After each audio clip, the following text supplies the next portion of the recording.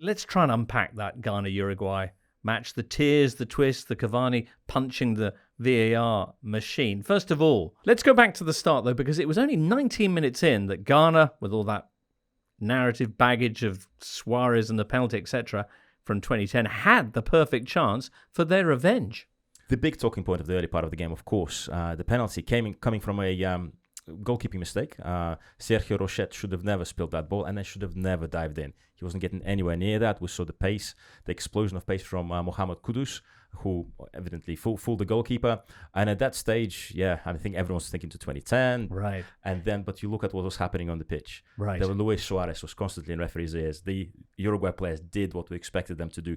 Everything to put everybody off what they were doing. So Andre Ayew, for a start, was Ghana's last representative from that 2010 team on the field. So you can be sure he was feeling this. Ghana's players have formed a kind of wall around the penalty spot to stop Uruguay scuffing it, but to no avail, because here comes Darwin Nunez to do it anyway.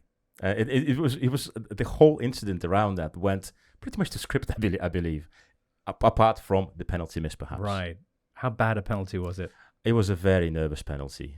He didn't catch that well at all. It was a nice height for the goalkeeper. I think the nerves got to him. Perhaps, Carl was watching it in some place crying at that stage, but maybe at the back of his mind, he was thinking, the Ayew brothers in this Ghana team, should they really be there? Perhaps maybe that proved it. And it was quite a big moment you felt psychologically, because at that stage, I think the Uruguay players had a bit more banter in their pocket on the pitch.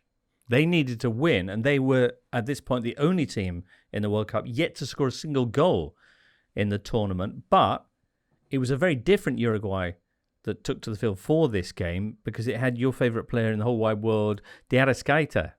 And he was superb, wasn't he? He showed some glimpses of what he could do in his cameo against Portugal. And this game, I believe, he ran it. And the Ghana defenders couldn't really keep up with him at all. They couldn't keep up with him, and they couldn't keep up with Suarez. Now, the first goal comes from a double defensive mistake, if you like. But then none of those defenders realize what Arrascaeta is doing. He should be actually on the other side. He kind of drifts in through the channel and heads it over the line. For the second goal, it's an absolutely excellent volley. But again, he finds himself in loads of space. And this is the smart movement we've seen before. And this is how number 10 should play. And he basically made the whole team run. He came in for Diego Godin, the centre-back. So basically an extra midfielder, much more positive approach. And we should have seen this Uruguay 2 days ago, two games ago. Just while we're on the Arrascaeta, who I thought was exceptional, would be remiss of us not to point out that he should almost certainly have been sent off for a pretty nasty stamp on Alidou Seidu, who I thought had a brilliant game at right back for Ghana. So was perhaps a little bit fortunate to finish the game on the pitch. And whose withdrawal 10 minutes from time perhaps contributed to Uruguay coming up short in their fruitless goal chase. Indeed so.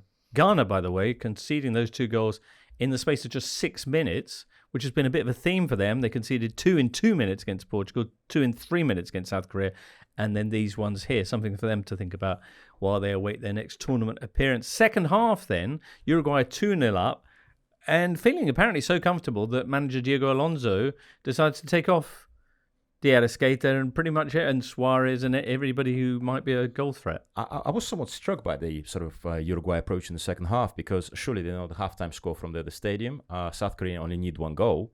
I would have expected Uruguay to be a little bit more positive. Of course, Ghana made changes as well. Right. But they kind of sleepwalked into going out. Hello there.